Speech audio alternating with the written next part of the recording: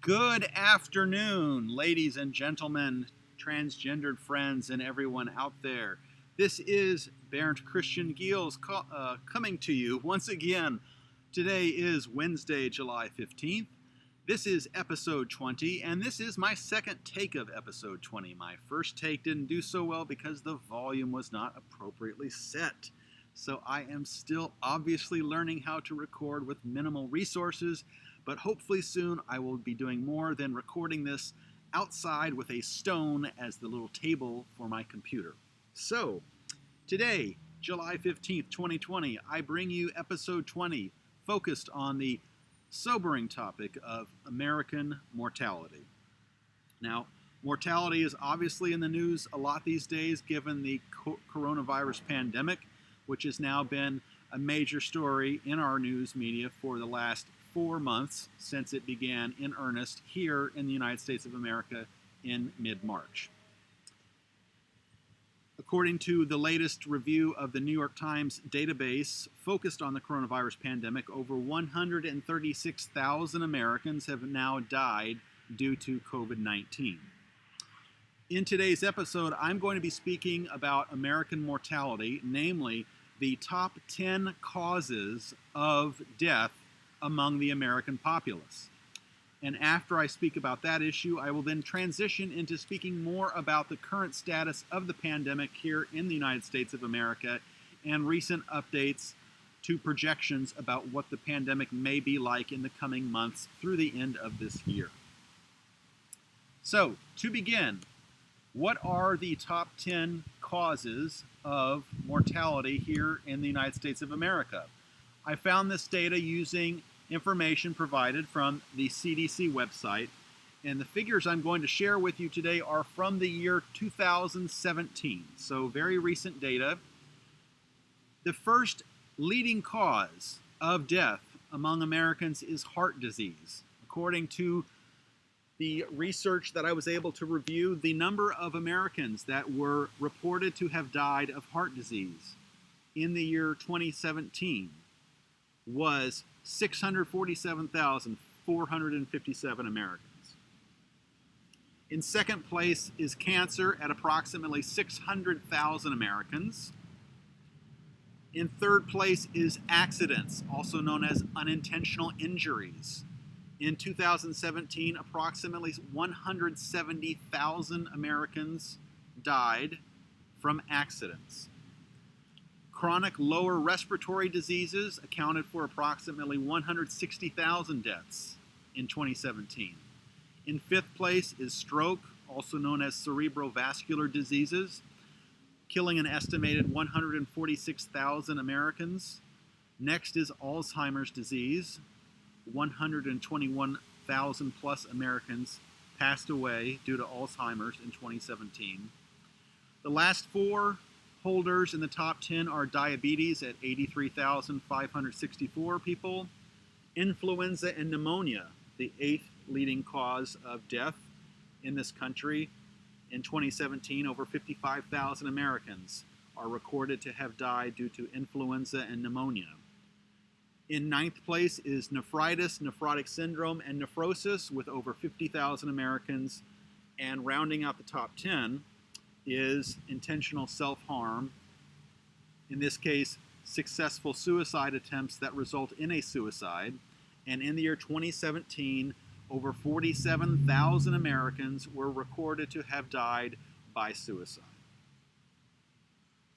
The total of all 10 of these categories for 2017 is 2,081,531 Americans died when you add up the top 10 causes of mortality in the United States of America in this specific year of 2017. Now, as I was researching this data and thinking about future episodes that I might create, I tried to imagine how much time I could allot to each of these 10 leading causes of death if I had to make a 1-hour documentary and if there were no commercial breaks in that documentary. In other words, I spoke for the entire hour, basically nonstop, with only pauses to breathe. And if I apportioned the time that I would give to each of these causes of death in such a way that it would be directly proportionate and equitable. By that I mean the larger causes of death, the ones that have more people dying from them, would receive more airtime in this 1 hour long imaginary documentary. When I did the math to figure out exactly what would be equitable among these top 10 causes of death, this is how much time I could allot to each of these 10 causes of death. Heart disease and cancer take up the lion's share of an hour because they cumulatively make up over 1,200,000 Americans dying in 2017. If I were to give them equitable airtime in an hour-long documentary, heart disease would take up 18 minutes and 40 seconds. Cancer would take up 17 minutes and 16 seconds. And thereafter, the remaining causes of death would take up much less time because they are much smaller in their total numbers of deaths that they're attributed to. Accidents would only be given 4 minutes and 54 seconds of time within an hour. Chronic lower respiratory diseases, 4 minutes and 37 seconds. Stroke, 4 minutes and 13 seconds. Alzheimer's disease would get only 3.5 minutes. Diabetes would get 2 minutes and 24 seconds to speak about that issue. Influenza and pneumonia would receive only 1 minute and 36 seconds of time. Number 9, nephritis, nephrotic syndrome, and nephrosis would receive 1 minute and 28 seconds of time. And finally, intentional self-harm, suicide, would get only 1 minute and 22 seconds of time in an hour-long documentary if I gave these top 10 causes time proportionate to the amount of deaths they represent of the total number of Americans who die in a given year. Now, the reason I have done this math and presented this to you is because one of the issues that you find not just in public policy generally, but in public health care policy in particular, can be the issue of providing enough resources for the various demands that exist in a populace. Given what I have said about the number of people who died in 2017, the number of Americans who died in that year, it should follow theoretically that if we want to address the largest causes of mortality, that's where we need to place most of the resources, right? So not only do we need to give them more time in a theoretical hour, like I said, but they theoretically need more attention. So more money, more medical care, more providers of medical care who are specialists in these particular issues of heart disease and cancer. Meanwhile, the other categories that I mentioned would receive a lot less attention if we were being truly proportionate in resource allocation according to how much a portion of the total death count these different forms of mortality represent.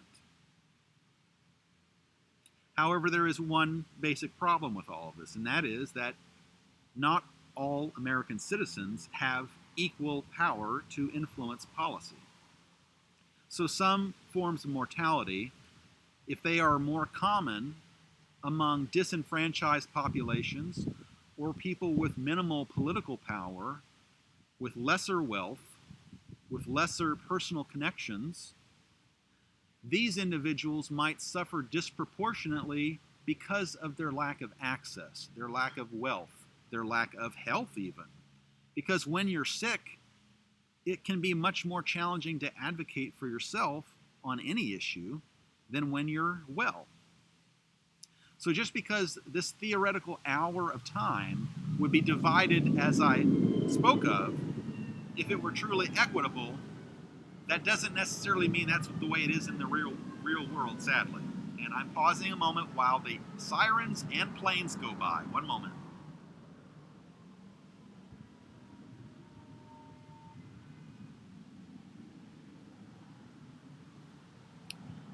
Hyannis can be a very busy place in the summer between tourists flying in and out and the daily ambulances that go to Cape Cod Hospital.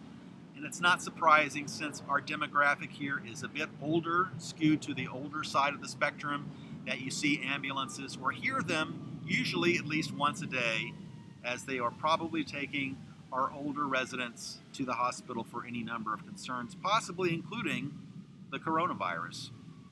Even though we have done well here in the state of Massachusetts, we, like everyone, need to be vigilant during this time. And now that I've filled up the airtime to blot out the sounds, and the sounds have dissipated, I will continue. So, as I was saying, public policy, public health policy does not always allocate resources in direct proportion to the need.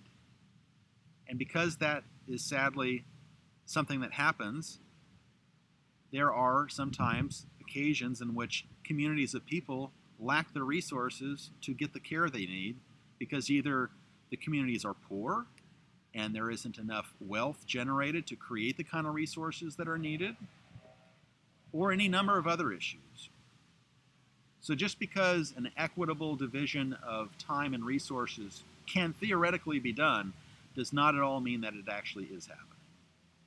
And we are seeing this play out in the pandemic as media coverage has astutely and thankfully, to some degree, which I think has been more impressive than coverage in past health crises, the coverage has been including focus on the communities that have been disproportionately harmed by the coronavirus.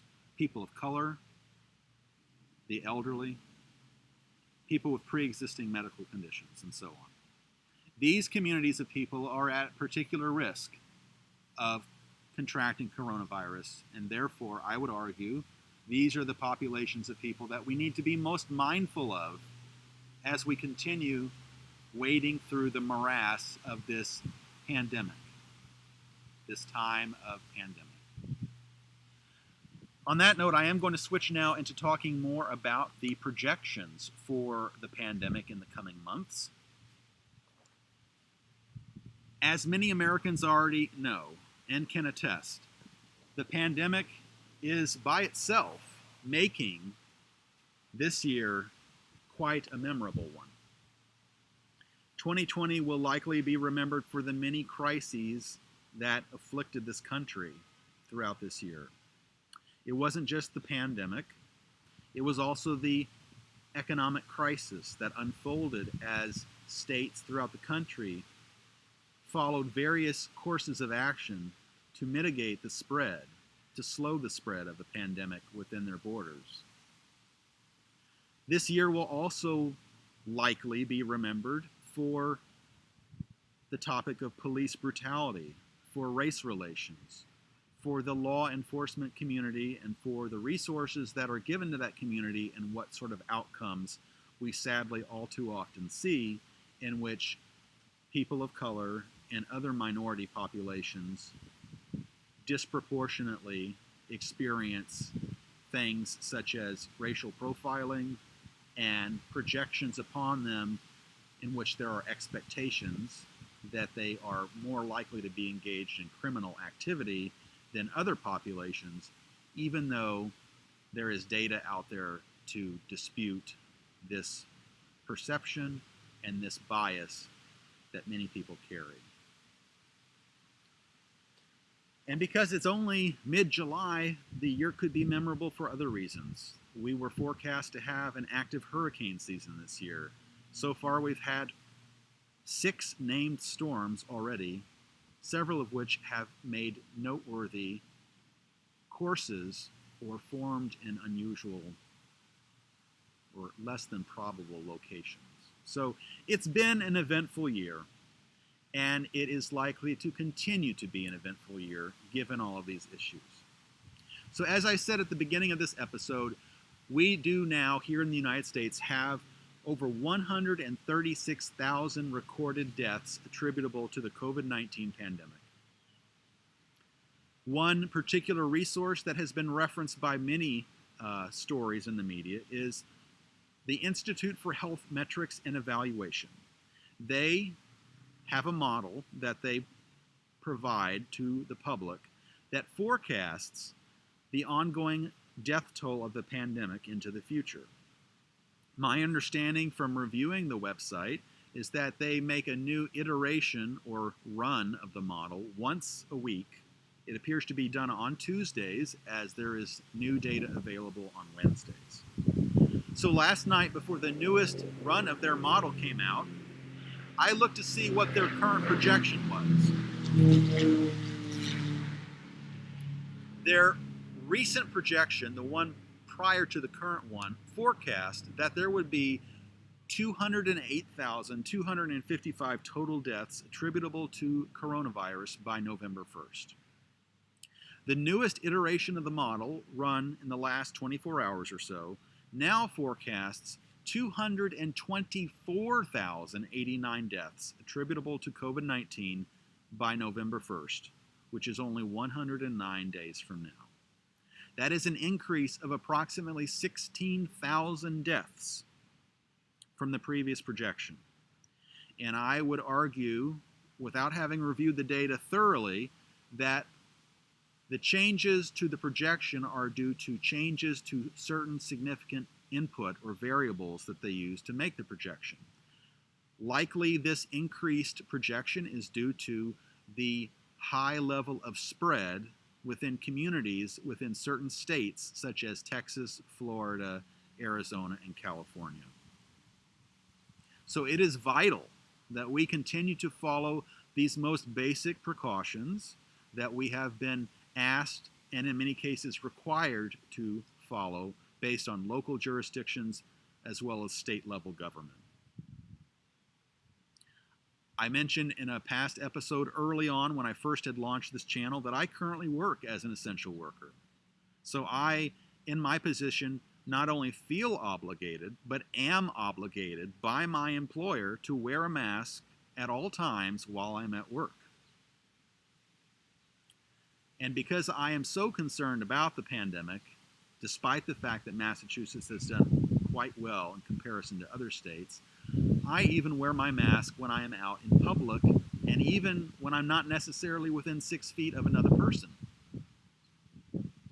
Because the risks to me are significant because of the amount of exposure that I experience in my essential work in my position where I'm around complete strangers during the day.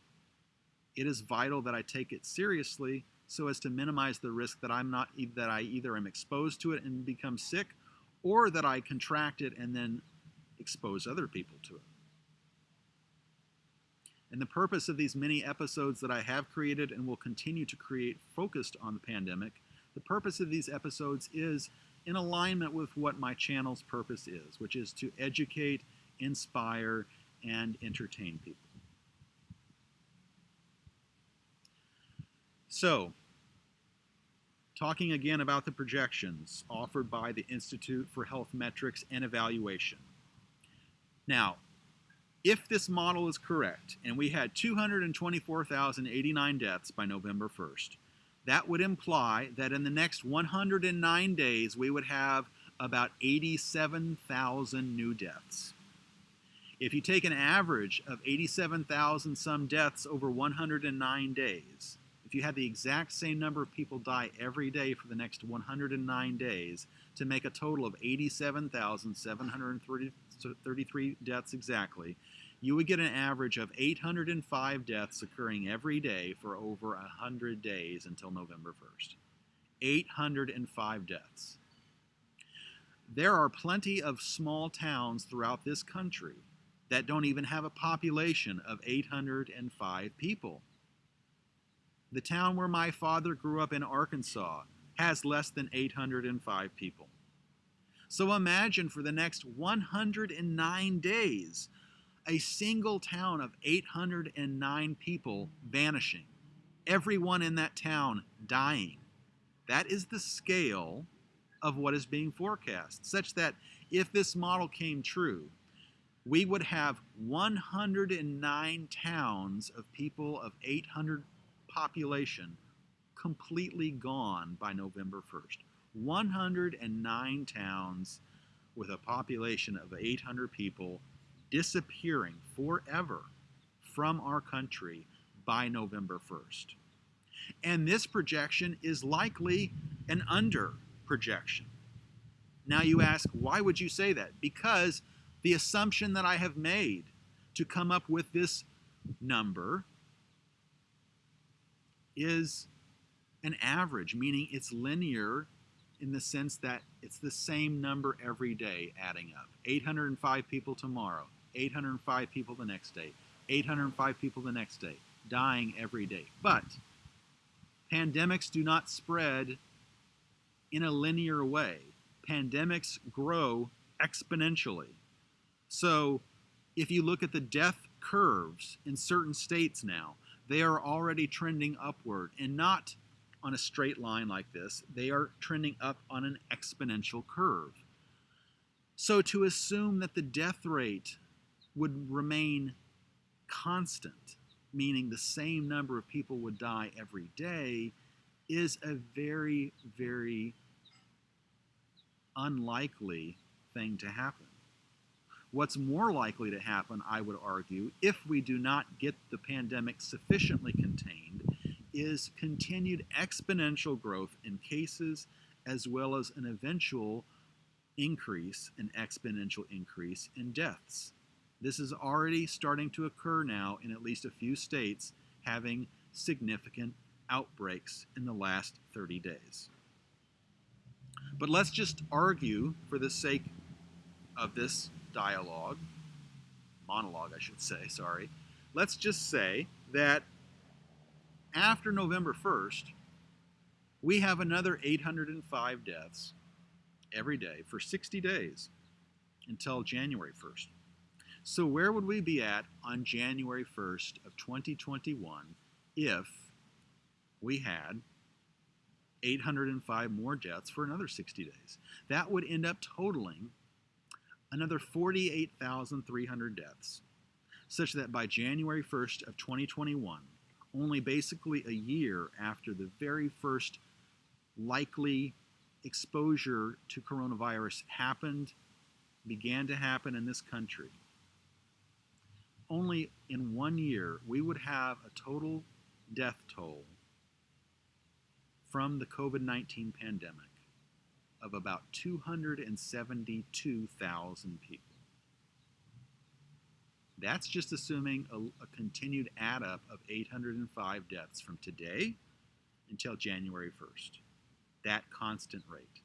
But like I said, the rate will not be constant. It will always fluctuate day to day, but there is a good chance that the death rate will eventually, without sufficient measures being taken, start to grow exponentially again, like it did when it first was growing throughout America back in March and April.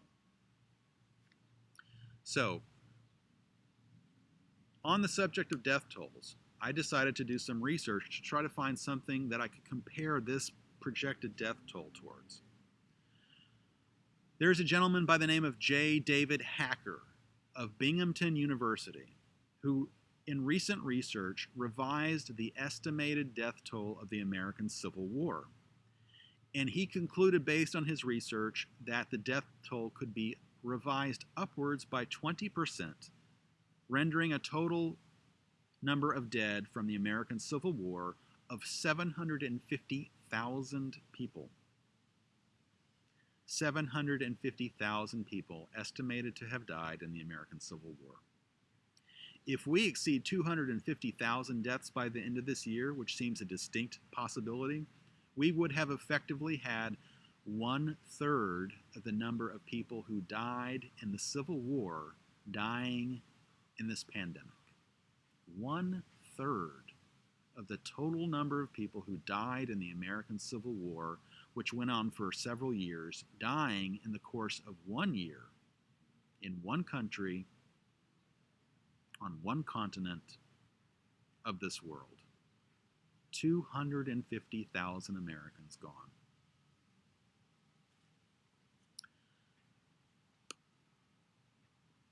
So, this concludes this episode 20 on my YouTube channel. I thank all of you for having watched today. Please invite your friends and family and colleagues to watch as I continue to add additional content to this site.